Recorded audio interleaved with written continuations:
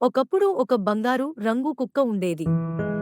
అది ప్రతి ఉదయం మైదానంలో ఆడుకుంటూ కోడి కూయడాన్ని ఆసక్తిగా చూడేది. ఒకరోజు ఆ కోడి కుకురుకు అని పాడటం చూసి కుక్కకి చాలా ఆశ్చర్యం వేసింది. కుక్క అనుకుంది, నేను కూడా ఇలా పాడగలనా? తర్వాత కుక్క ప్రయత్నం మొదలుపెట్టింది. బౌ కు బౌకు కుకు. ఎన్నిసార్లు ప్రయత్నించినా కోడిలా పాడటం రాలేదు.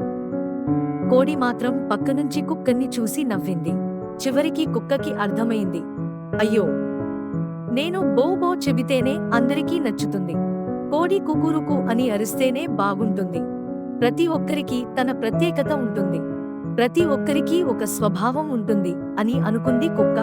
చివరగా కుక్క గట్టిగా బౌ బౌ అని అరుస్తూ మైదానంలో దూకుతూ ఆనందంగా ఆడుకుంది.